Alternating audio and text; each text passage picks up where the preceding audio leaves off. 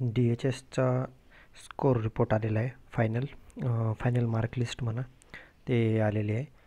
तर आता याच्यामध्ये हे बघा, हे प्रायव्हेटचे मी फक्त नर्सिंग कॅडरचं दाखवतो फक्त. तर customize score report for public health department DHS, ठीक आहे. Group C post staff nurse private, ठीक आहे. स्टाफ नर्स प्रायव्हेटसाठी आहे. तर याच्यामध्ये सुरुवातीला सिरियल नंबर, ॲप्लिकेशन नंबर, हा तुमचा रोल नंबर आहे. ॲप्लिकंटचा नेम, मार्क आफ्टर ऑब्जेक्शन नंतर किती मार्क होते ते येत आहेत. आणि marks after normalization, maximum range 200, minimum 0, maximum 200पर्यंत. हे मागे तलाठीचा वगैरे जे गोळ झाला त्याच्यामध्ये, ठीक आहे. 200च्या वर ते जाणार नाही आता ऑब्वियसली स्कोर ते, ठीक आहे, ते जाऊ द्या. चला 140, आणि हा नॉर्मलायझेशन नंतर आफ्टर नॉर्मलायझेशन आलेला हा स्कोर आहे. म्हणजे समजा ह्या कॅन्डिडेटची 140 होते, आफ्टर नॉर्मलायझेशन 138 पॉईंट समथिंग झाले, ठीक आहे. याचे 128 होते, आफ्टर नॉर्मलायझेशन 133. तर आता फायनल मार्क्स कोणते पकडले जाणार, हे वाले, ठीक आहे. आफ्टर नॉर्मलायझेशन झालेले हे मार्क्स असतील फायनल मार्क्स, ते मार्क्स पकडले जातील, काउंट केले जातील. हे झालं प्रायव्हेटचं. आता सेम बघा गव्हर्मेंटचं. ही यादी गव्हर्मेंटची, स्टाफ नर्स गव्हर्मेंट. आता याच्यामध्ये रोल नंबर, ॲप्लिकेशन आणि मार्क्स आफ्टर ऑब्जेक्शन. याच्यामध्ये यांना नॉर्मलायझेशनवाला कॉलमच नाही आहे पुढे. का? कारण त्यांचं नॉर्मलायझेशन होणार नव्हतं. कारण गव्हर्मेंटवाल्यांचं आपण आधीपासून सांगतो की एकाच शिफ्टमध्ये एक्झाम झाली होती. तर ज्याचं एका शिफ्टमध्ये एक्झाम होते त्यांचं नॉर्मलायझेशन होत नाही. तर गव्हर्मेंटवाल्याचे जे आफ्टर ऑब्जेक्शनचे मार्क्स आले तेच त्यांचे फायनल मार्क्स असतील गव्हर्मेंट कॅडरचे. आणि प्रायव्हेटचे हे 2 शिफ्टमध्ये झाली होती एक्झाम, त्याच्यामुळे त्यांना नॉर्मलायझेशनवाला असेल. तर ह्या मार्क्सचा आता काही घेणं देणं नाही, हा वाला कॉलम राहील मेन, ठीक आहे. त्याच मार्कवर तुमचं आता मेरिट लागेल. आता ह्याच्यामध्ये काही क्वेश्चन सारखे येत होते काही कॅन्डिडेटचे आलेले की नेमकं सर आता पुढे प्रोसेस काय राहील, नॉर्मलायझेशन होईल नाही होईल, काय जण ते नॉर्मलायझेशन व्हायचं आहे, ठीक आहे. तर त्यांनी गव्हर्मेंटची लिस्ट बघितली असेल, त्याच्यामुळे ते म्हणत असतील की हां नॉर्मलायझेशन होणं बाकी आहे, त्यांना नॉर्मलायझेशन होणारच नव्हतं, ठीक आहे. तर प्रायव्हेटचं बघा ह्याच्यामध्ये नॉर्मलायझेशन झालेलं आहे ऑलरेडी. त्याच्यानंतर आता काही क्वेश्चन हे होतं की आता पुढे डिस्ट्रिक्ट वाईज लिस्ट लागेल का कसं. हे बघा DHSचं मी क्लिअर सांगतो. DHS कसं ऑपरेट करतं. DHS हे डिव्हिजन वाईज ऑपरेट होतं, ठीक आहे. डिव्हिजन म्हणजे विभाग, ठीक आहे. डिव्हिजन वाईज हे ऑपरेट होतं DHS. जसं DMR समजा आपलं डायरेक्ट स्टेटहून हे होतं, तर इथं DHSचं डायरेक्टर असतात त्याच्या अंडर, ठीक आहे. डायरेक्टर, त्याच्यानंतर डिव्हिजनचे डेप्युटी डायरेक्टर असतात, ठीक आहे. आता इथून पुढली प्रोसेस सर्व डिव्हिजन वाईज होईल, डिस्ट्रिक्ट वाईज नाही होणार. डिस्ट्रिक्ट वाईज कोणाची होते, ZPची, ठीक आहे, जिल्हा परिषदची. डिस्ट्रिक्ट वाईज हे ZPची होते, ठीक आहे. आपल्या त्याचा काही संबंध नाही, चला ते द्या सोडून. तर आता जे काही कॅन्डिडेट विचारत होते जर आता डिस्ट्रिक्ट वाईज लिस्ट लागेल का, तर नाही लागणार. डिस्ट्रिक्ट वाईज नाही लागणार, डिव्हिजन वाईज लागेल, ठीक आहे. डिव्हिजन वाईज लिस्ट लागेल. आता डिव्हिजन कोणते आहेत आपले, टोटल बघा आपले एक तर आहे ज्याला आपण संभाजीनगर म्हणतो, ठीक आहे, ते औरंगाबाद, ठीक आहे. त्याच्यानंतर नेक्स्ट आहे अकोला, ठाणे, त्याच्यानंतर नाशिक, पुणे, ठीक आहे. नाशिक, त्याच्यानंतर पुणे, त्याच्यानंतर लातूर, ठाणे, ठाणे तर झालं, ठीक आहे. औरंगाबाद, अकोला, औरंगाबाद, अकोला, नाशिक, पुणे, नागपूर, ठीक आहे. नागपूर एक राहिलं, ठीक आहे, नागपूर. तर एवढ्या डिव्हिजन वाईज आपले आता लिस्ट लागेल. तर आपले टोटल आपले 8 डिव्हिजन आहेत, ठीक आहे. मी आता ते पण लिस्ट दाखवतो. टोटल आपले 8 डिव्हिजन आहेत. तर 8 डिव्हिजन वाईज लिस्ट लागेल आता आपली. हे बघा हे आपले डिव्हिजन. तर जसे तुम्ही ज्या डिव्हिजनमध्ये फॉर्म भरले होते आता त्याच डिव्हिजन वाईज तुमचं लागेल. आता हे ठाणे डिव्हिजन आहे, त्याच्यानंतर नेक्स्ट हे पुणे डिव्हिजन, ठीक आहे. त्याच्यानंतर नेक्स्ट हे नाशिक. तर हे आपले टोटल असे 8 डिव्हिजन आहेत. तर या डिव्हिजन वाईजच तुमची आता लिस्ट लागेल. आता हे इतक्या वेळ जे पडले तुमचे मार्क्स, हे जे पडले सर्व कंबाईन आहे, ठीक आहे. आता जे याद्या पडल्या हे पूर्ण स्टेटचे कंबाईन आहेत की टोटल किती कॅन्डिडेटने जेवढ्याने एक्झाम दिली हे तेवढे टोटल पूर्ण कॅन्डिडेट. याच्यात सर्व डिव्हिजनचे मिक्स आहेत. जसं हे स्टाफ नर्स गव्हर्मेंट बघा. आता ह्याच्यामध्ये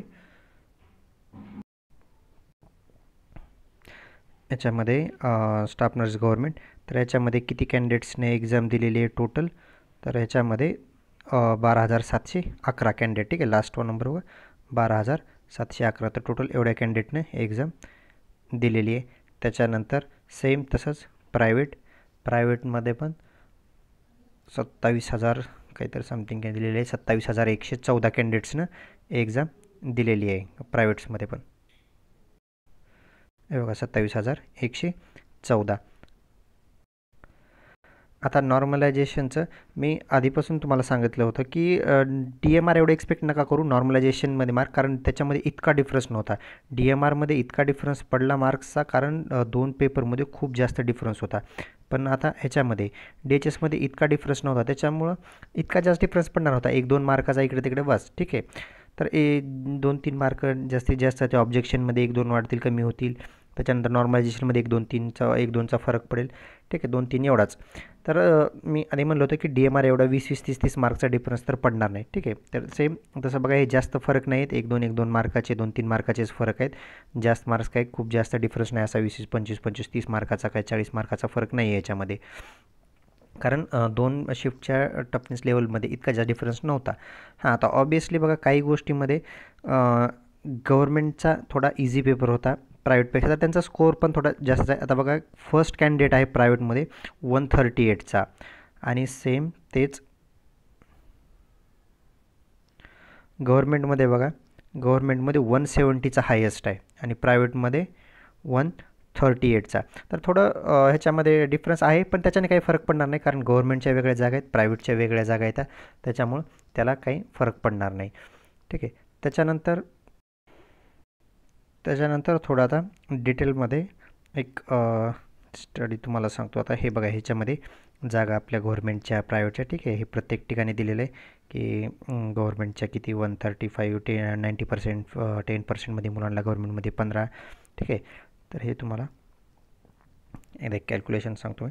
तर टोटल ह्याचं प्रायव्हेटचं बघा, आता रेशो तुम्हाला सांगतो मी की टोटल आपले प्रायव्हेटमध्ये, ठीक आहे. चला प्रायव्हेट बघू. प्रायव्हेटमध्ये टोटल 27,114 एवढ्या कॅन्डिडेट्सने एक्झाम दिली होती, ठीक आहे. टोटल प्रायव्हेट एवढ्या कॅन्डिडेटने एक्झाम दिली. ॲक्च्युली आता डाटा बघा तुम्ही फक्त की याच्यामध्ये फक्त पास कॅन्डिडेट किती आहेत. प्रायव्हेटमध्ये फक्त 5 कॅन्डिडेट आहेत, 3,159. फक्त इतकेच कॅन्डिडेट पास आहेत, ठीक आहे. जर ह्याचा तुम्ही एक ॲव्हरेज हे काढलं, पर्सेंटमध्ये जर कन्वर्ट केलं तर फक्त 11.65%, ठीक आहे. इतकेच कॅन्डिडेट पास आहेत प्रायव्हेटमधून फक्त. तर किती कमी कॅन्डिडेट पास आहेत आणि किती कमी आता कॉम्पिटिशन झालं आहे बघा.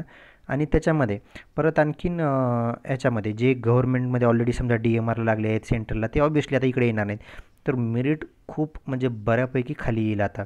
तर आत्ताच्या लिस्टवरून ॲनालिसिस काढलं तर हे बघा, टोटल 27,114 कॅन्डिडेटनं प्रायव्हेटमध्ये एक्झाम दिलेली. त्याच्यापैकी 3,159च फक्त कॅन्डिडेट हे पास आहेत, म्हणजे जवळपास 11%च कॅन्डिडेट हे फक्त पास आहेत. बाकीच्यांचा तर विषय संपला, ठीक आहे. फक्त म्हणजे आता तुमचं जे मेरिट लागणार आहे प्रायव्हेटचं, ते हे 3,159 बस एवढ्याच कॅन्डिडेटपैकी लागणार आहे तुमचं मेरिट, ठीक आहे. तर आता सेम गव्हर्नमेंटचं बघा. गव्हर्नमेंटमध्ये टोटल एक्झाम दिलेली होती 12,177 कॅन्डिडेट्सनं, ठीक आहे. 12,177 टोटल कॅन्डिडेट्स होते.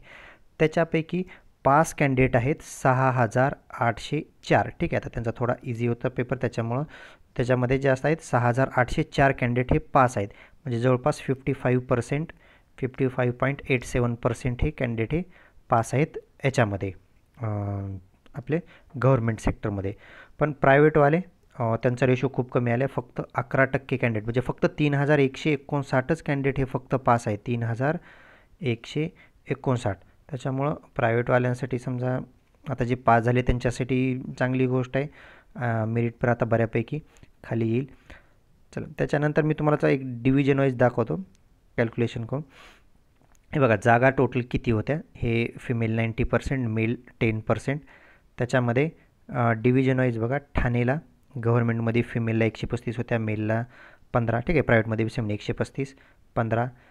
हे पुणे डिव्हिजनचं, पुणे विभागात 84, मेलला 19, नाशिकमध्ये गव्हर्नमेंटमध्ये 190, 188, मेलला 21 आणि 20.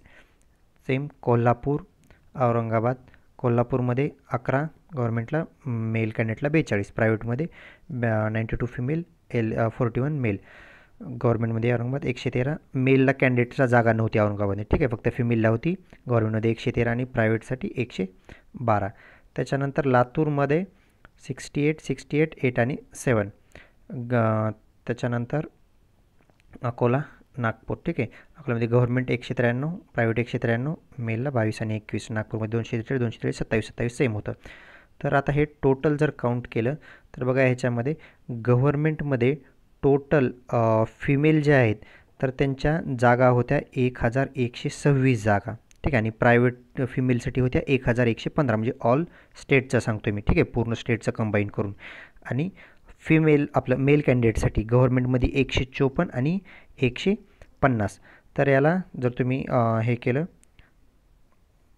काउंट केलं, टोटल ॲड केलं तर टोटल बघा 1280 ह्या गव्हर्नमेंटच्या जागा होत्या आणि प्रायव्हेटच्या 1265, असे 2545 एवढ्या जागेसाठी ही टोटल एक्झाम झाली होती. आता हे मी तुम्हाला डिव्हिजन वाईज पण कॅल्क्युलेट करून सांगितलं आणि पर्सेंट पण ते पण सांगितलं की आता ठीक आहे याच्यापैकी तुम्हाला कॉम्पिटिशनच किती आहे फक्त. आता ह्याच्यामध्ये टोटल जागा तर हे इथं खाली दिले मी तुम्हाला, इतक्या जागा आहेत आता गव्हर्नमेंटसाठी मेल आणि फिमेलसाठी आणि मेलसाठी इतक्या आहेत. त्याच्यापैकी आता जे पास कॅन्डिडेट झालेले आहेत फक्त तेवढ्यासोबतच तुमचं जे राहिलेलं आहे तेवढ्यातच मेरिट लागणार आहे तुमचं. तर प्रायव्हेटसाठी मी सांगितलं होतं, प्रायव्हेटसाठी आहेतच फक्त आता कॅन्डिडेट किती 3159, बस फक्त एवढ्याच कॅन्डिडेटमध्ये आता जागेचं सिलेक्शन होईल. बाकीचे कॅन्डिडेटचा काही प्रश्न नाही कारण ते समजा फेल आहेत. त्याच्यानंतर गव्हर्नमेंटमध्ये आहे 6804 एवढ्याच जागेसाठी. तर टोटल एवढे जागा मिळून आपल्याला जागा एवढ्या कॅन्डिडेट्समध्येच हे टोटल 2542 जागा भरायच्यात. जास्त बेनिफिट आता समजा प्रायव्हेटवाल्यांना कारण त्याच्यामध्ये खूप जास्त कॅन्डिडेट्स फेल झाले त्याच्यामुळं कॉम्पिटिशन त्यांचं खूप कमी झाले. आता आहेतच 3159 कॅन्डिडेट, त्याच्यापैकी पण जे ऑलरेडी समजा DMRला सिलेक्ट झालेले आहेत, जे ऑलरेडी गव्हर्नमेंटमध्ये आहेत तर ते ऑब्वियसली येणार आहेत. तर खूप म्हणजे खूप बऱ्यापैकी मेरिट खाली येईल. पण आता ते डिव्हिजन वाईज ज्या त्या डिव्हिजनचं, आता मी इथं डिव्हिजन वाईज तुम्हाला जागा दाखवलेल्या आहेत. आता तुम्ही ज्या डिव्हिजनमध्ये फॉर्म भरला आहे त्या डिव्हिजन वाईज हे निकाल लागेल, ठीक आहे. आता इथून पुढली प्रक्रिया काय असेल, कसं होईल, किंवा मी जस्ट आता फक्त हे कॅल्क्युलेटिव्ह पार्ट दाखवलं तुम्हाला की काय होईल कसं. आता पुढील प्रक्रिया काय असेल, डिव्हिजन वाईज काय असेल, काय होईल पुढे, किंवा डॉक्युमेंट्स व्हेरिफिकेशनसाठी काय लागतील, कुठले कुठले डॉक्युमेंट्स लागतील आता, तर मी खूप मोठा व्हिडिओ होईल हा, त्याच्यासाठी एक सेपरेट व्हिडिओ बनवतो, लगेच दुसरा एक व्हिडिओ टाकेन मी थोड्या वेळात. तर त्याच्यामध्ये डॉक्युमेंट व्हेरिफिकेशन आणि पुढली प्रक्रिया काय असेल, आता याच्यानंतर पुढे काय होईल, ठीक आहे, याच्यानंतर पुढे कधी लिस्ट लागणार, डॉक्युमेंट व्हेरिफिकेशन कसं होणार, काय लागणार, ऑर्डर कधी मिळतात, ठीक आहे, ते रिलेटेड पुढली प्रोसिजर आता मी नेक्स्ट व्हिडिओमध्ये सांगेन. तर याच्यामध्ये फक्त कॅल्क्युलेटिव्ह पार्ट सांगितलेलं आहे तुम्हाला की टोटल किती पास आहेत, किती फेल आहेत, कितीमध्ये कॉम्पिटिशन होईल, डिव्हिजन वाईज किती लागेल, ठीक आहे. तर बाकी नेक्स्ट व्हिडिओमध्ये तुमचे काही कमेंट्स असतील, डाऊट्स वगैरे असतील तर कमेंट सेक्शनमध्ये टाका, मी ते नेक्स्ट व्हिडिओमध्ये वगैरे ॲड करेन.